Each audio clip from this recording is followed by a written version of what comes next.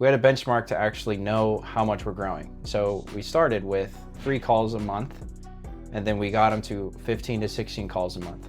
Just from these 2 simple fixes that I'm gonna actually show you how to do right now yourself, because it's not that hard. And we did it all without running ads or anything. So there was this print shop company. He got most of his business through word of mouth and referrals. He mentioned to me that he was experiencing a little bit of stress because he had enough money to keep the lights on and pay the bills, but not really do the things he wanted to do with the company, because oftentimes he didn't really know where the next job was going to come from. Because a lot of them run their business off of word of mouth and referrals, but don't actually have a system that continuously gets high quality customers that pay more.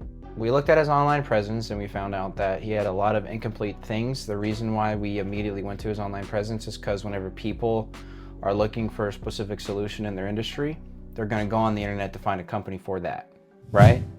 And then they're going to keep sorting through ones until they find one they can trust and are at good price points and things like that. So it's probably important to have your online presence have good credibility in your customer's mind to position you as the authority compared to your customer. And you do that through a couple things. But we found out, this is just the what, we found out he had an incomplete business profile. He didn't have a consistent way of getting reviews, and he had no content as well. So no one actually knew what other people were saying about the company and what their experience could be like before they actually had a conversation with the owner or whoever the salesperson was. So I run this company, R7 Creative, with my father. Between the two of us, we've helped local businesses quadruple their weekly inquiries. So people are raising their hands saying, hey, what do you have to sell? What can I buy from you? How can you help me? We've taken one client to 1,800 views in a single year. We took another from 3 inquiries a month to 15 a month, just from fixing his Google reviews. And then we did the same thing with another print shop company, except for this time we did content and did SEO for his Google profile. First step we did is we optimized his Google business profile. So we filled out all the information across his Google business, and we made it consistent and congruent with all of his social platforms and his website. The key things to do are the name, obviously, the address, and the phone number. Now, this is important because most business owners actually leave this specific part blank in his products and services. It would be highly valuable to you if you filled out every single service or product that you guys offer in your business. The reason why is because Google takes that and matches it with specific searches. For example, if you are in the print shop industry and you do truck wraps and it's not listed, you will not show up whenever someone searches truck wrap near me. And for categories, pick several, not just one. Google Business is kind of like a free salesperson 24/7. But right now, most business owners have that salesperson sitting on a corner with no information, wrong hours, and a phone number that doesn't even match the website.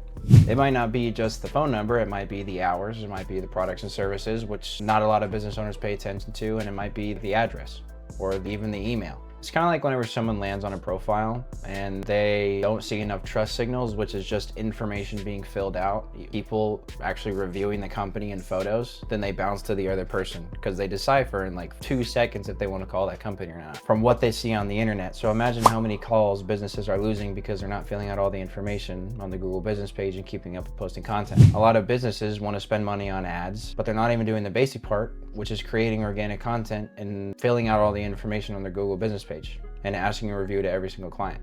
Step number 2 is posting content on all social media platforms. But a lot of people tell me, like, what the heck do I post, Jordan? Well, here's what you post. You show the process, you show the people behind the company, the finished work, and the before and after. So we do this for a print shop company. Whenever they wrap trucks or apparel, we take a picture before and after. We take a video of the process. We take a video of it being printed and installed and the whole warehouse it's being produced in. Where are you gonna post it? You can only post single images and like dump images on Google Business, but for all the other posts, you're gonna post on Facebook, LinkedIn, Instagram, YouTube, and TikTok. Facebook and LinkedIn will most likely be your best top performing platforms because that's where your customers actually are. And I know that because we did it for 2 print shop companies, and their highest performing social media platforms are Facebook and LinkedIn, because that's where their clientele is. Why does this actually work?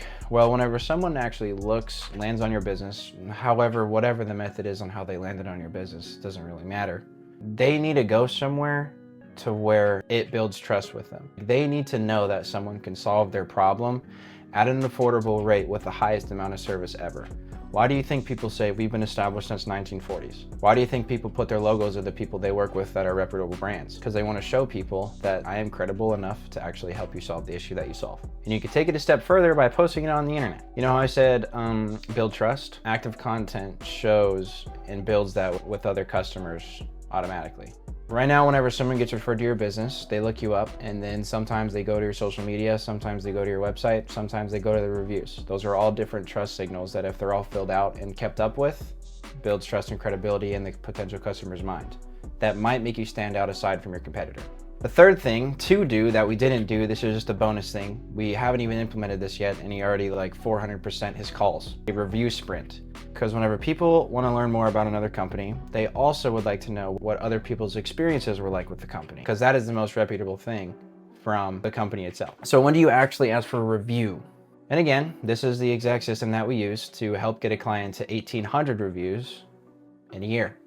All you're gonna do is ask immediately after delivering the service, whenever they get the result. So if you do truck wraps, if you do plumbing, just right after you're done and they actually see the result and they're happy about it, that's whenever you're gonna ask. Why? Because there's a higher likelihood of them actually giving you the review because they're in a positive emotional state.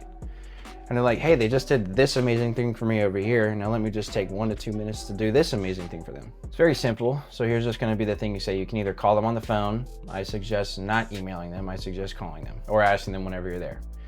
Let's say if it's for past customers, you can just call them. You say, hey, I was just curious if you'd be opposed to leaving me a quick review. And then if they say, no, I wouldn't be opposed, let's do it. You're gonna hand them a link or a QR code to scan to go straight to your Google Business profile. And then you're gonna stay on the phone with them until they actually leave their review. And they might ask, what do I do? And then you're just gonna say, well, I'm not demanding 5 stars. I want your true authenticity on how you actually felt working with us personally. And from that, they can draft their own little cool thing. So it's also a benefit if they get a picture of the service you deliver to them as well. And this is what you're gonna do if they give you 3 stars. And you might be asking, what do I do if they don't give me 5 stars? What if they give me anything less? But let's just say if they do give you 3. You're gonna respond to it. You're gonna respond to every review, no matter if it's good or bad. And you're not gonna defend yourself if it is bad, because it's just gonna damage your reputation even more. So let's say if you gave your wife a bouquet of flowers, and one of the flowers was bad and like dead. You can get better flowers to drown out the visibility of the broken flower. Make sense? All of their attention is gonna be focused on the bad review. So the only thing you can do is get more good reviews to drown out the visibility of the bad review. The more time you spend on negative reviews is time taken away from getting positive ones. Also keep in mind that whatever you respond to a review, a potential customer is also going to read. This is what to never say whenever responding to a bad review. You're not going to defend yourself. You're not going to explain the situation. You're not going to say that they're dumb and in the wrong and I delivered great service, but you did X, Y, and Z. That's just going to damage your reputation again.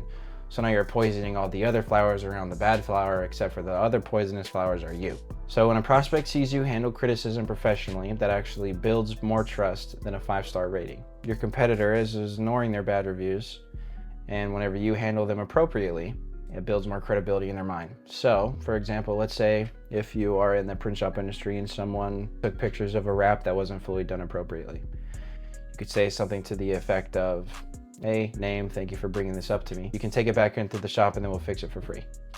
What did that do? That just told everybody that is reading that thing that you take care of your customers, even whenever you miss or make a mistake. So here's a result from the print shop. We didn't do the review sprint, but he went from 4 inquiries a month to 15, just from optimizing the Google Business Profile page and posting content. I like to have it from this perspective. Whenever people think about getting new leads, when they think about getting new customers, they think they're getting new customers. Reality is you're just positioning yourself on the internet in a way to where you're capturing the people that have already been looking for you the entire time you had a business open. Because the person who is the most findable is gonna make the most money, regardless if they're the best person at delivering the service or not. Some business owners that I speak with say that they need more leads. What they actually need to stop doing is bleeding the ones that they already have. So fix your profile, post content, and start getting consistent reviews. Do that consistently over a period of 90 days, and the results will be astonishing. That's all for free stuff you can do yourself. So marketing doesn't have to be hard. The businesses winning in your area aren't necessarily the best at what they do. They are the most findable and the most trusted. And now you know exactly how to become that business. So I hope this video helped. Thank you for watching.